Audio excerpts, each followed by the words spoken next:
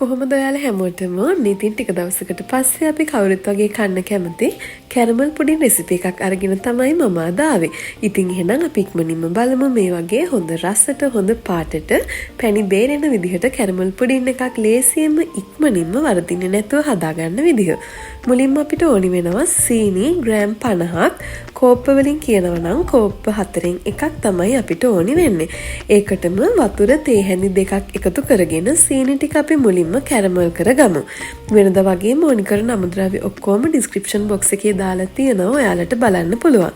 ඉතින් සීනි එක අපිට ඕනි පාට වෙනකන් මේ වගේ හැඳි පාවිච්චි කරන්නේ නැතුව පෑන් එකේ හැන්ඩල් එකෙන් අල්ලලා තමයි අපි කැරමල් කරගන්න ඕනි. ඒ වගේම තමයි ඔයාලට කියන්න ඕනි ලිපේ ගින්දර ගොඩක් වැඩි කරගන්නේ නැතුව සාමාන්‍ය ප්‍රමාණයට තියාගන්න ඕනි.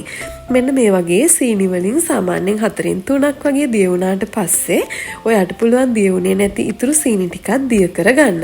ඊට පස්සේ මෙන්න මේ වගේ විනාඩි කිහිපයක් යනකොට අපිට අවශ්‍ය තද දුඹුරු පාට ලැබෙනවා. ඒ වෙලේ හොඳ නටන උණු වතුර මේස හැඳි දෙකක් එකතු කරගෙන ඉක්මනින්ම අපි හොඳට මික්ස් කරගමු. දැන් මම ලිප ඕෆ් කරගන්නවා. ඉතින් දැන් අපේ කැරමල් එක ලෑස්ති. මේ තියෙන්නේ මම අද පුඩින් එක බේක් කරගන්න පාවිච්චි කරන අපේ භාජනේ. ඉතින් මේකට මම අපි හදාගත්ත කැරමල් එක එකතු කරගෙන භාජනේ වටේටත් මේ විදිහට ටිකක් ගෑවෙන්න කැරමල් එක එකතු කරගන්නවා. මේ පුඩින් එක බේක් කරගන්න ඔයාට ලීටර් 1ක භාජනයක් ප්‍රමාණවත්.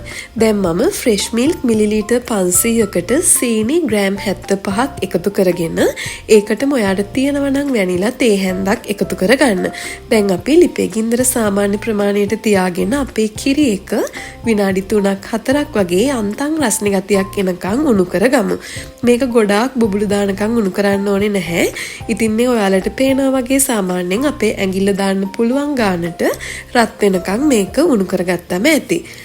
දැන් මම කිරි එක ටිකක් නිවෙන්න පැත්තකින් තියලා තවත් භාජනයක් අරගෙන බිත්තර 5ක් එකතු කරගන්නවා.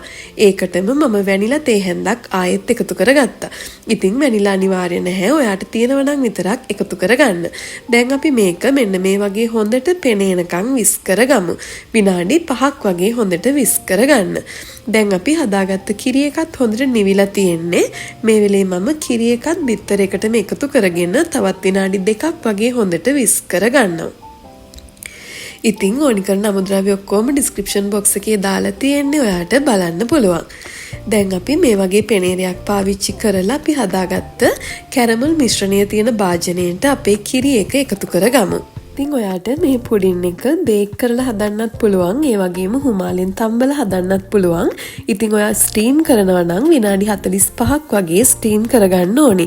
අද මම මේක බේක් කරගන්නේ. ඉතින් මේ වගේ හොඳට ඇලුමිනියම් ෆොයිල් එකකින් කවර් කරගෙන ට්‍රේ එකක් උඩ තියලා ට්‍රේකට අපි තවත් වතුර ටිකක් එකතු කරගෙන සෙල්සියස් අංශක 180ට විනාඩි 10ක් ප්‍රීහීට් වුණ oven එකේ පැය භාගයක් බේක් කරගත්ත පුඩින් එක තමයි මේ. පැය භාගයකට පස්සේ ඔයාලට පේනවා ඇති තාම හරියට බේක් වෙලා නැහැ.